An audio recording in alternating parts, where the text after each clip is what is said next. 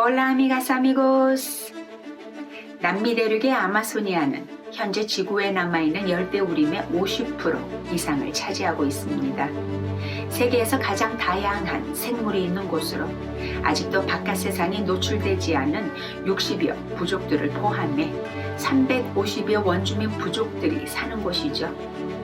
아마소니아의 열대우림의 60%는 브라질에, 페루의 13%, 콜롬비아의 10%, 그리고 에콰도르를 비롯해 총 9나라에 펼쳐져 있습니다.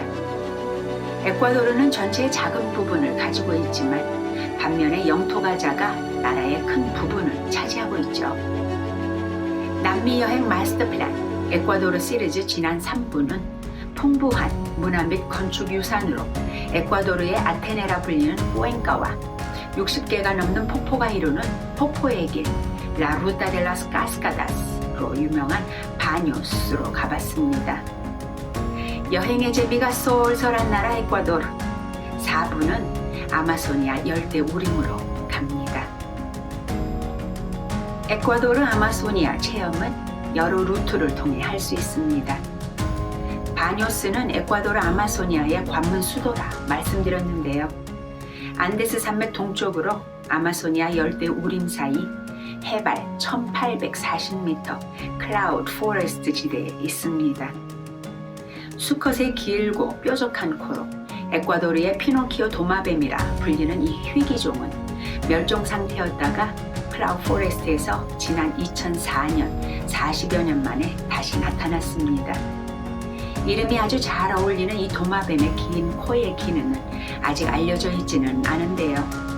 열대우림과 함께 너무나도 소중한 클라우드 포레스트 함께 잘 지켜줘야 되겠죠. 바뇨스에서 떠나 뿌요에 도착해 시작하는 아마소니아 하루 여행길은 새로운 경험의 연속으로 실한 하루입니다. 아마소니아 강으로 흐르는 리오 파스타사가 열대우림 사이로 흐르고 또 이 강을 향해 공중으로 슝 나르는 이 아찔한 소인도 빠뜨릴 수 없고요.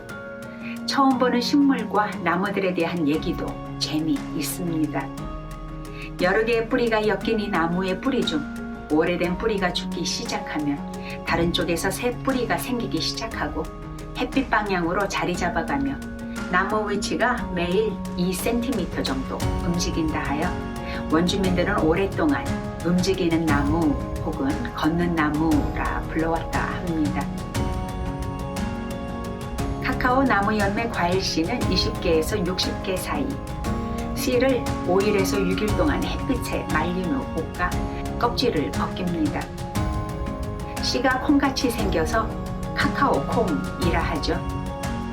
콩을 갈아내어 큰 나무 잎사귀에 펴서 깔은 후 굳으면 100% 카카오입니다. 남은 씨 껍질은 차를 끓이고요. 버리는 게 하나도 없습니다. 19세기 당시 에콰도르는 세계 최대 카카오 생산국이었습니다. 유럽이 물론 최대 구매자였고요. 당시 나라 수출 총 절반 이상을 차지했었죠. 카카오의 역사는 약 4,000년.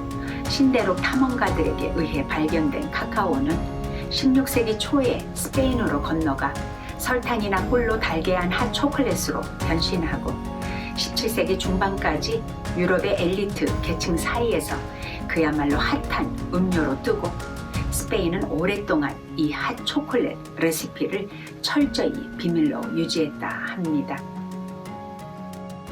이 대자연 속에서 세대를 이어 살며 그들의 터전을 지켜온 이들에게 관광산업은 생계에 큰 영향을 끼치고 자녀 교육과 생활에 직접적인 큰 도움이 되죠. 야수니 국립공원은 1989년 유네스코에 의해 생물권 보존지역으로 지정되었습니다.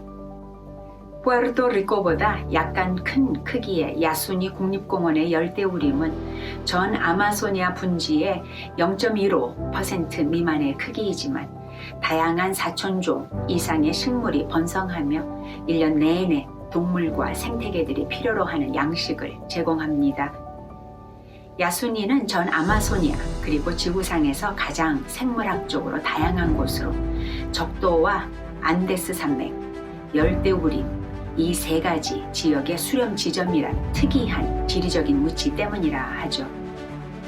열대우림은 밤이 되면 또 다른 자연 세계를 펼칩니다. 온갖 거미들과 곤충들, 그리고 신기하게 생긴 개구리들. 불청객이 될까 조심스러운데요. 전혀 마다하지 않는 이 자연, 너무도 고맙고 소중하죠.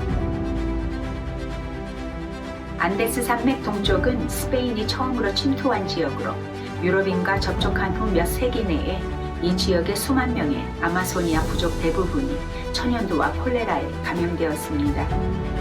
와오라니 부족인 야수니 따로메나네와 따가에리 부족은 이 열대우림에서 자발적으로 고립되어 살죠.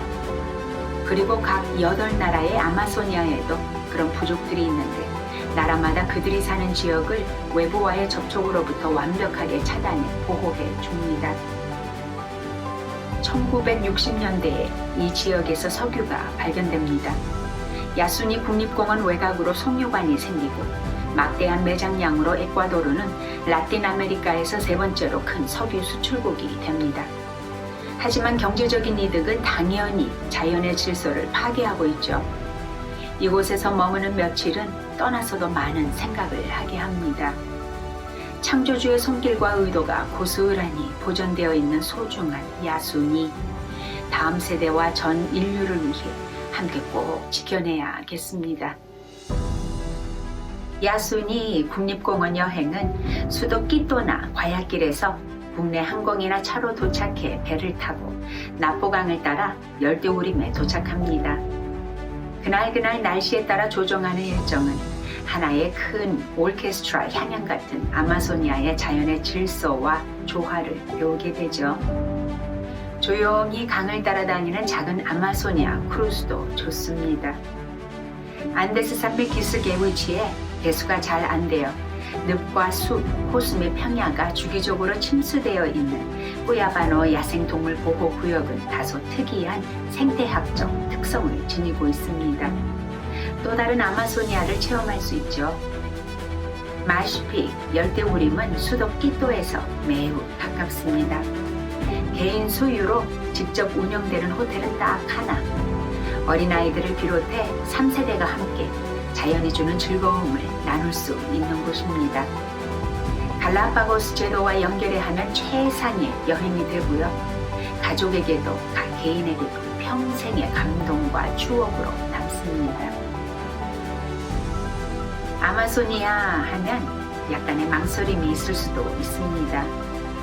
에콰도르 아마소니아 여행은 옵션과 루트도 다양하고 오고 가는 길이 비교적 짧아 다른 나라에 비해 여행이 쉬운 편이죠. 남미 여행 마스터 플랜 에콰도르 4회는 아마소니아로 가봤고요. 빠진 다른 여행지 얘기와 에콰도르 여행을 총 정리해 다음 회에서 꼭 뵙겠습니다. Hasta la próxima!